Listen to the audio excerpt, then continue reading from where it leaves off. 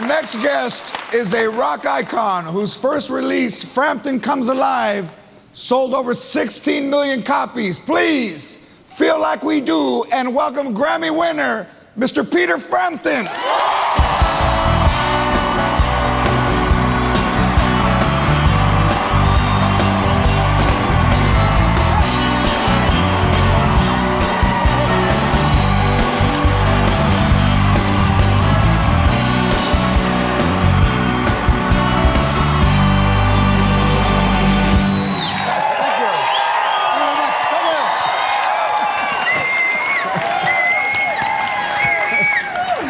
Wait a minute, you know, I've done this show since November 9th, and I've been a fan of yours my whole life, and thank you. I want to thank you for being on my show. Thank you for having me.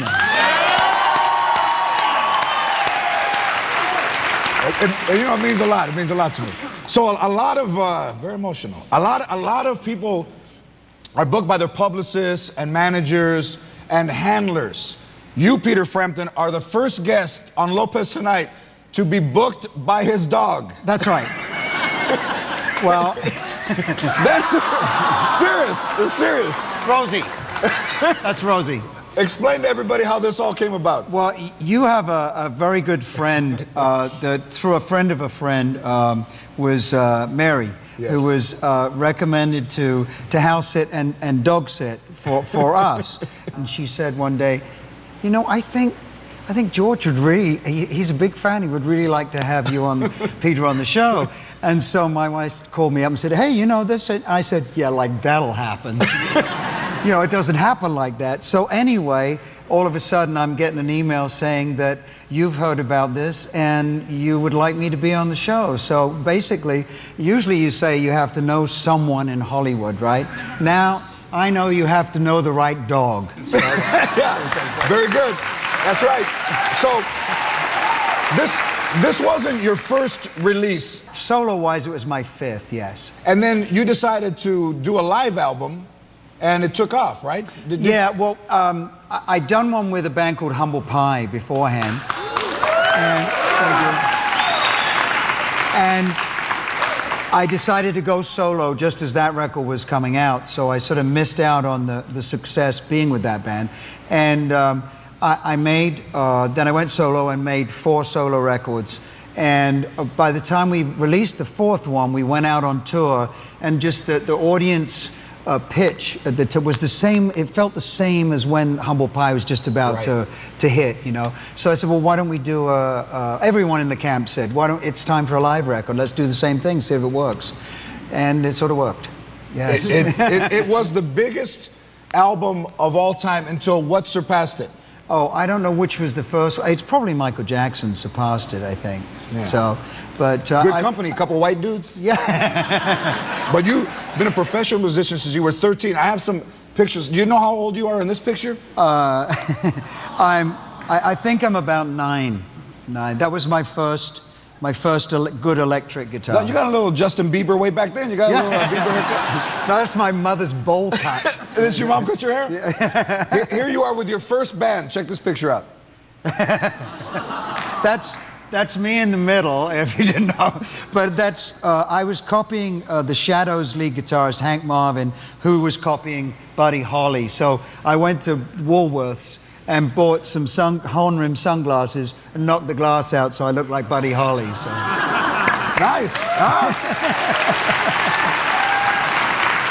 So Jonah Hill was on the show, and he was talking about Get Him to the Greek, which is about out-of-control rock star who they're trying to get to perform a show. I know that has to be familiar to you as a rock icon. Me? Right, you've had, I'm sure. I've had my crazy times, yes, I have to admit. And the funniest thing for me was, and Hartford, Connecticut, if you're out there, they will remember the people with I'm in front of 40,000 people playing the racetrack there, and it's the first time we've been out and played a nighttime show. We've been playing daytime shows, and you can see where the front of the stage is, right? Nighttime show, they didn't put the white line on the front. So I come out, hey, how's it going? And I go right off the front. So I ended up like this on the crash barrier, and I managed to get, and everybody's going, oh, like that. So I managed to get one arm up to the stage, and then I get the other arm up, and then my manager or someone pulled me up. So I put my foot up, and I got the very tight satin pants. And when you wear tight pants, you don't have anything on underneath. So, well, I didn't. So, and then they pulled me up, and he went, oh!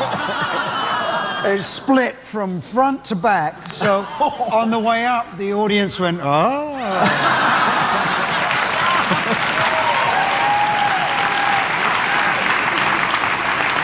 One of the things that you are best known for is the talk box, right? You got the blues musician when you.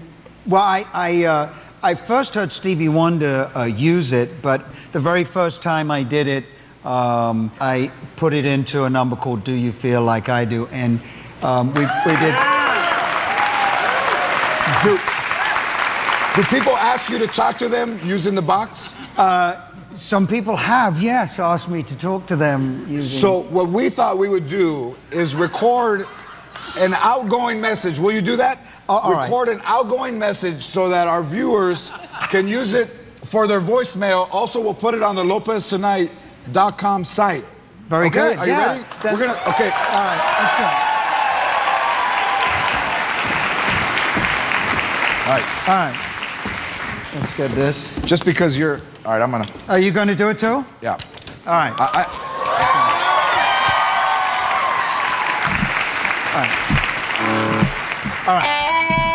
Are you ready? Peter, can you do it? But I'm just going to stand here so that the picture looks good between us. Okay. Can you read the prompter? Yes. Okay. Get ready, everybody. 1, 2, 3. Peter. No one can answer the phone right now, so do like I do and leave your name and number after the beep. Coming up next. Coming up next, Peter Frampton is going to perform, so stick around. Peter Frampton.